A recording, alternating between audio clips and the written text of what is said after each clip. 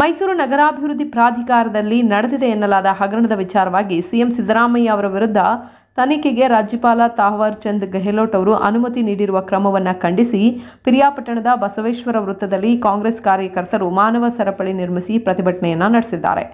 ಪ್ರತಿಭಟನೆಯ ನೇತೃತ್ವ ವಹಿಸಿದ್ದ ಕೆಪಿಸಿಸಿ ಸದಸ್ಯ ಹಾಗೂ ಆಶ್ರಯ ಸಮಿತಿ ಅಧ್ಯಕ್ಷ ನಿತಿನ್ ವೆಂಕಟೇಶ್, ಬಿಜೆಪಿ ಹಾಗೂ ಜೆಡಿಎಸ್ ಅಣತಿಯಂತೆ ರಾಜ್ಯಪಾಲರು ರಾಜಕೀಯ ಪ್ರೇರಿತವಾಗಿ ಮುಖ್ಯಮಂತ್ರಿ ಸಿದ್ದರಾಮಯ್ಯ ವಿರುದ್ಧ ಷಡ್ಯಂತ್ರ ರೂಪಿಸಿ ಪ್ರಾಸಿಕ್ಯೂಷನ್ಗೆ ಅನುಮತಿ ನೀಡಿರುವುದು ಖಂಡನೀಯ ಅಂತ ಕಿಡಿಕಾರಿದ್ದಾರೆ.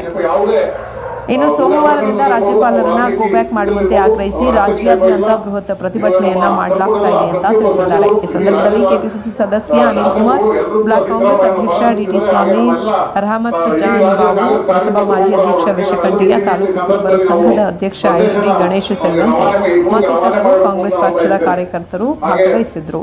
ಶರತ್ ಟಿವಿ ಕನ್ನಡ, ಪಿರಿಯಾಪಟ್ಟಣ. ಕಾನೂನಾತ್ಮಕ ಹೋರಾಟವನ್ನು ಅವರು ಮಾಡ್ತಾರೆ, ಆರೋಪ ಮುಗಿಸೋದು ಬಂದೇ ಬರ್ತಾರೆ ಅಂತ ತಮ್ಮೆಲ್ಲರಿಗೂ ಹೇಳಿ ಈ ಕಾರ್ಯಕ್ರಮಕ್ಕೆ ಭಾಗವಹಿಸಿದ್ದಕ್ಕೆ ತಮ್ಮೆಲ್ಲರಿಗೂ ಧನ್ಯವಾದ ಹೇಳಿ ಭಾಗವಹಿಸ್ತೀನಿ. ಅಧ್ಯಕ್ಷರಾದ ಡಿ.ಕೆ. ಶಿವಕುಮಾರ್ ಅವರು ನಿನ್ನೆ ಕರೆ ಕೊಟ್ಟಿದ್ದಾರೆ.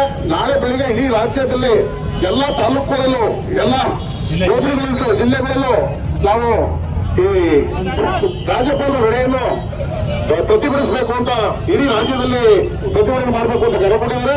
ಆದ್ರೆ ನಾವು ಇವತ್ತೇ ಮಾಡಬಹುದು ತೀರ್ಮಾನ ಮಾಡೋದ್ರಿಂದ ಒಂದು ದಿವಸ ನಮ್ಮ ತಾಲೂಕಿಂದ ಇಡೀ ರಾಜ್ಯದಲ್ಲಿ ನಮ್ಮ ತಾಲೂಕಿನಲ್ಲಿ ಮೊದಲನೇ ಪ್ರತಿಭಟನೆ ಪ್ರಾರಂಭವಾಗಿದೆ.